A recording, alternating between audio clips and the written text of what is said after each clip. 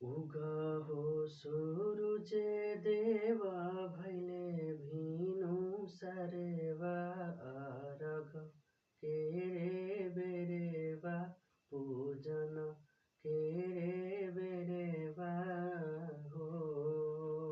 Hello friends, स्वागत है आपका ए टू जेड पर। मैं अजीत कुमार आप लोगों का स्वागत करता हूं आज के इस नए वीडियो में। आज का जो हमारा वीडियो है सबसे हटकर है, हमारे सभ्यता और संस्कृति से जुड़ी हुई छठ महापर्व से है। तो आज हम छठ के ऊपर हमने वीडियो बनाया है और इसके बारे में पूरी जानकारी को हासिल किया है और आपको मैं बताने का और समझाने का प्रयत्न करूंगा। मुझे उम्मीद है कि यह आपको पसंद आएगी। आज हम लोग छठ के बारे में पढ़ने वाले हैं। छठ के बारे में संपूर्ण जानकारी, छठ के इतिहास के बारे में कि छठ किस प्रकार से मनाया जाता है, यह कहाँ कहाँ पर मनाया जाता है, इसके मनाने की कौन कौन सी तरीके हैं, कौन कौन सी विधियां हैं, क्या यह पूरे भारतवर्ष में मनाया जाता है और ये विदेश में भी मनाया जाता है, यह कितने दिनों तक चलता है, यह कब प्रारंभ होता है, इन्हीं सब के बारे में आज हम लोग जानने वाले हैं। तो चलिए हम लोग स्टार्ट करते हैं छठ पूजा के बारे में। तो सबसे पहले हम लोग जानते हैं, पहला हमारा सवाल है कि जो छठ मैया थी वो कौन थी। तो छठ माता जी थी जो श्रीमद् भागवत महापुराण के अनुसार प्रकृति के छठे अंश से प्रकट हुई 16 माताओं में जो सबसे प्रसिद्ध थी वो हमारी छठी मैया थी। तो वो छठी मैया कौन थी? ये जो कार्तिकेय जी की पत्नी थी, वही कार्तिकेय भगवान जो शंकर जी और पार्वती जी के बेटे हैं, उन्हीं की पत्नी थी छठ मैया। और ये जो थी सूर्य की बहन थी। ठीक है, ये जो सूर्य भगवान है उनकी ये छठ मैया जो थी बहन थी। और छठ माता का जो वाहन है वो क्या है? बिल्ली है। ठीक है। और एक हम लोग को बात पता चलता है कि जो छठ माता थी ये ब्रह्मा जी की क्या थी? बेटी थी। देखिए क्या हुआ था, जब ब्रह्मा जी ने सृष्टि का निर्माण किया तो दाहिने साइड से पुरुष का विकास हुआ और बाएं साइड से प्रकृति के। तो वही प्रकृति के जो छठे अंश से प्रकट हुई थी 16 देवियों में ये सबसे प्रसिद्ध थी छठ मैया। उसके बाद आगे हम लोग जानते हैं, ये जो छठ है, ये छठ को हम लोग पर्व ही नहीं, यह इससे हम लोग क्या कहते हैं? महापर्व के नाम से जानते हैं। देखते हैं कि इसकी शुरुआत कैसे हुई थी। तो जो सर्वप्रथम यह पर्व था जो सीता जी के द्वारा मनाया गया था, जब राम और सीता 14 वर्ष के वनवास को काटकर वापस अयोध्या आए थे तो सीता ने इन्हें 6 दिनों तक मनाया था। लेकिन उस समय ये नहीं सीता जी को पता था कि यही जो है छठ पूजा है। ठीक। उसके बाद सर्वप्रथम यह पर्व सीता जी ने 6 दिनों तक की थी जब वे लोग लंका से अयोध्या आए थे। लेकिन क्या हुआ, कुछ मान्यताओं के अनुसार यह बताया जाता है कि छठ पर्व का जो शुरुआत हुआ वो कब हुआ? महाभारत काल के समय से। छठ पर्व का शुरुआत कब हुआ? तो महाभारत काल के समय से।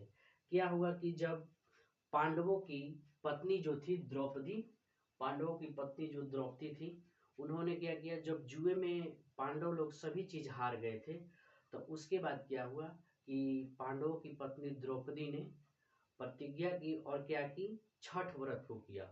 और इसने बहुत ही अच्छी तरीके से विधि से अनुष्ठान से छठ पर्व को किया, जिसके वजह से क्या हुआ कि इनके सभी जो जुए में हारे हुए सामान थे वो वापस मिल गए और क्या हुआ, इनके राजपाट भी वापस मिल गए।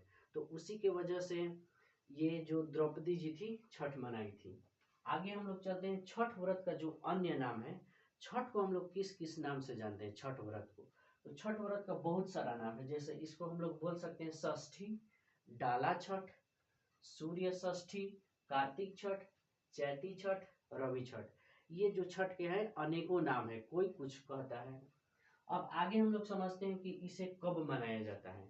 छठ का आखिर असली मनाने का समय क्या है? तो ये मनाया जाता है कार्तिक शुक्ल की षष्ठी को।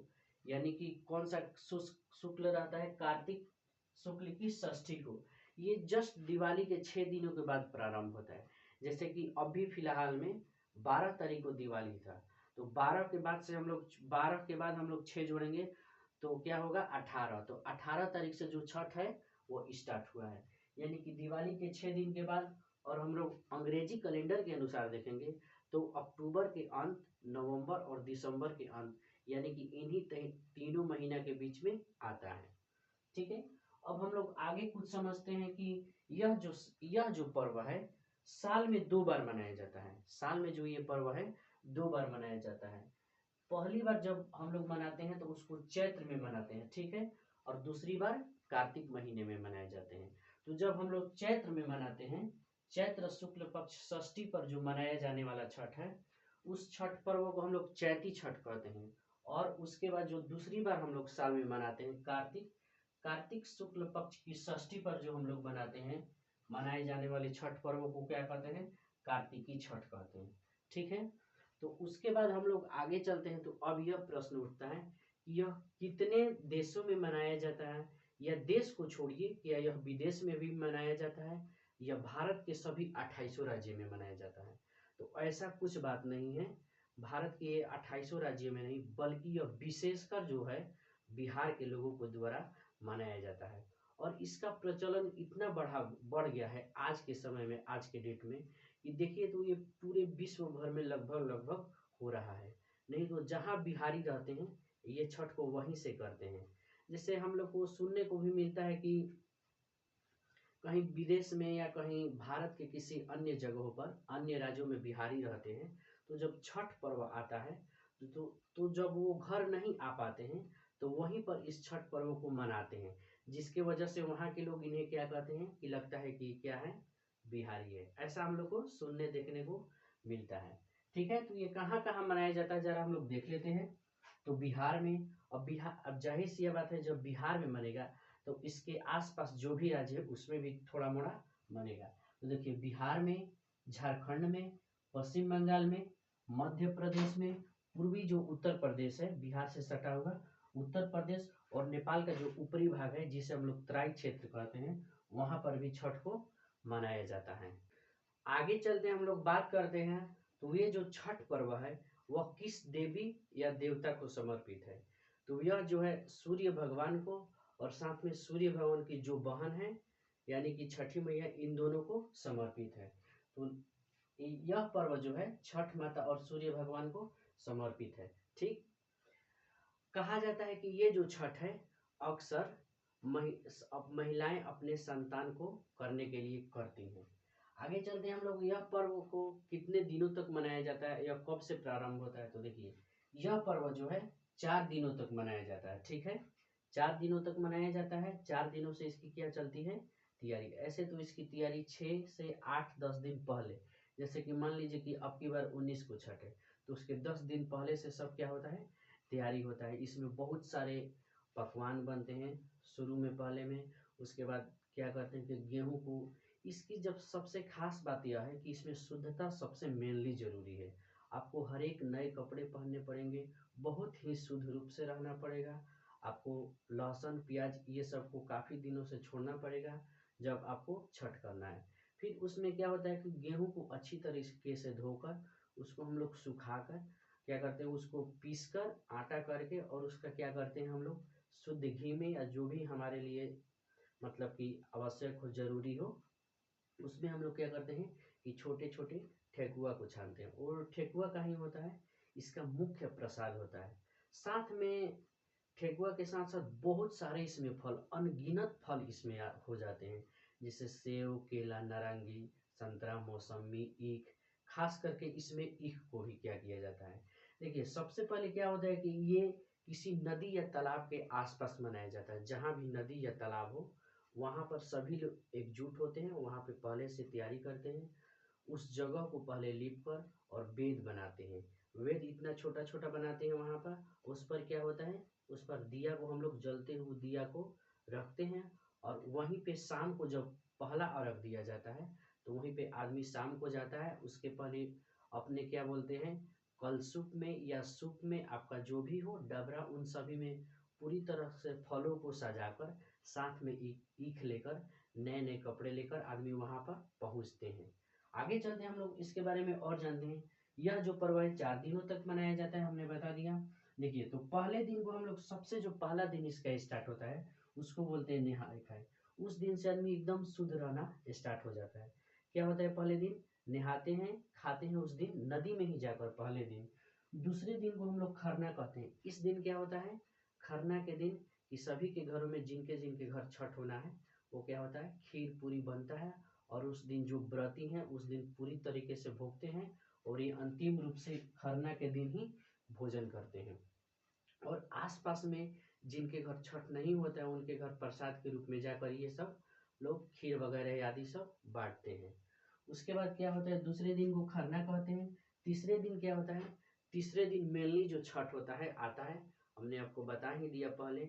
उसके बाद घाट पर जाकर लोग घाट बनाते हैं अच्छे अच्छे से, उसको सजाते भी हैं। घाट पर जाकर शाम को डूबते हुए सूर्य को, उगते हुए सूर्य को तो सभी अर्घ देते हैं, लेकिन बिहार का एक ऐसा पावन पर्व है, ऐसा ये महान पर्व है कि इसको क्या कहते हैं, जब सूर्य भगवान डूबते हैं तो डूबने से पहले क्या किया जाता है, ऐसे अर्घ दिया जाता है। पहला दिन शाम को ये काम होता है।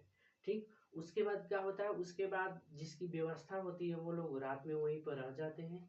सांस्कृतिक कार्यक्रम भी होता है और जिनको व्यवस्था ना होती है वो पुनः अपने घर लौट जाते हैं। फिर उसके बाद क्या होता है कि सुबह का जो अर्घ देने का समय आता है तो लोग क्या करते हैं कि सुबह में ही एकदम 3 बजे तक, 3 बजे घर से ही निकल जाते हैं और फिर से घाट की ओर चलना प्रारंभ कर देते हैं। इसमें अब मैंने आपको बार बार बताया है कि इसमें जो सबसे खास बात है, शुद्धता का बड़ी ध्यान रखा जाता है। आपको अशुद्ध नहीं होना है, एकदम अच्छे तरीके से शुद्ध रहना है। फिर क्या होता है कि सुबह में जाएंगे, फिर सुबह में हम लोग सभी जो व्रती हैं जल में खड़ा होकर क्या करते हैं, सूर्य भगवान का दर्शन के लिए अभिलाषा करते हैं और अपने जो चीज भी हो, लोटा जग जो कुछ है उसमें पानी लेकर अर्घ देते हैं जब सूर्य भगवान उदित होते हैं, उदयमान होते हैं। एक महाभारत काल में मैंने आपको ये भी बताया था कि ये कब से प्रचलित है। एक द्रौपदी का तो कहानी है ही, लेकिन देखिए एक और कहानी है कि सबसे पहले अगर ये छठ मतलब कि जो सूर्य भगवान का पूजा किया था तो वो थे कर्ण। कर्ण जी थे, वो सूर्य भगवान को काफ़ी मानते थे। तो सूर्य भगवान को काफ़ी मानते थे तो उनकी हमेशा पूजा किया करते थे और घंटों तक पूजा किया करते थे। तो क्या करते थे कि पानी में खड़े होकर अच्छे से सूर्य भगवान को अर्घ देते थे और बहुत सारा मंत्र पढ़ते थे। तो वहाँ से भी छठ पर्व का जो है मनाने की हम लोग को ज्ञात होता है। तो ये सब हमने बता दिया कि पहला अर्घ शाम को दिया जाता है डूबते हुए सूर्य को, और तथा चौथे और अंतिम दिन जो सुबह में हम लोग अर्घ देते हैं। ठीक है, इसमें क्या होता है, ये इस व्रत को हम लोग बहुत कठिन व्रत कहते हैं। ये जो छठ पर्व होता है वो सबके बस की बात नहीं होती है।